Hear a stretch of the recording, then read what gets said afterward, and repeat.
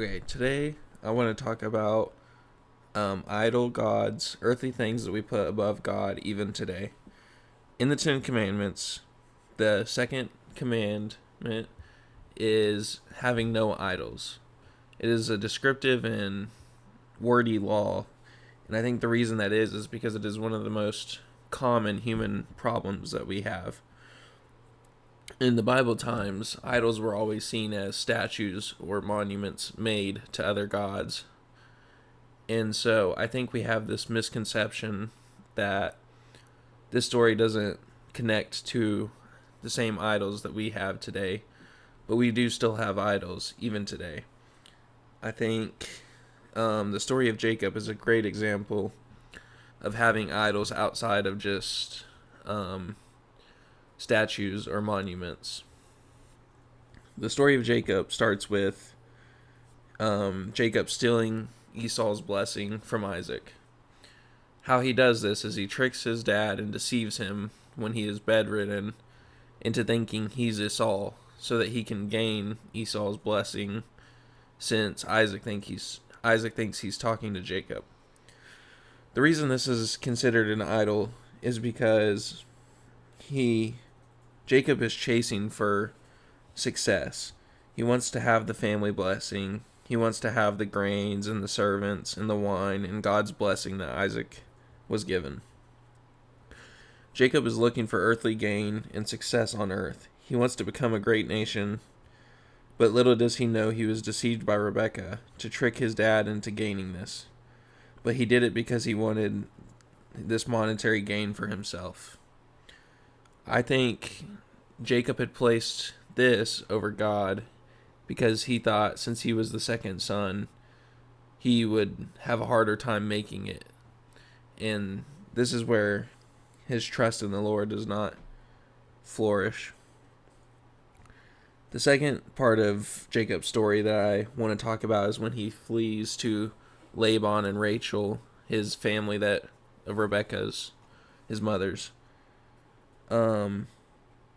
We see the idol of love here in this story because Jacob has fallen so in love with Rachel that he works for 7 years just to marry her. 7 years. And then when Laban tricks him into marrying Leah, the older daughter, instead, Jacob agrees to work another 7 years. So now he is at 14 years of working just to be with Rachel. This is a time of struggle for Jacob and where he is idolizing love. Jacob doesn't have his father's love, his brother's love, or his mother's love. And most importantly, he didn't love God. This is an idol that poisoned Jacob, and he has placed love on a pedestal that was above God. I think we still do this today at times. We want love so badly that we will place God as number 2 and chase for the love of someone else. Now, the last part of Jacob's story that I want to talk about is in chapter 32 when he wrestles with God. Jacob, in this part of the story, wrestles with God, and God shows him that there is nothing that Jacob needs on the earth that will help him live a better life. All he needs is God. He ends up wrestling with God and wins. And afterwards, in Genesis 33:10, Jacob proclaims, "Please accept the present that was brought to you, for God has been gracious to me, and I have all that I need." God is gracious and will take care of us. He will provide us with what we need and will help us prosper in His kingdom, even if it means we're not prospering here on earth.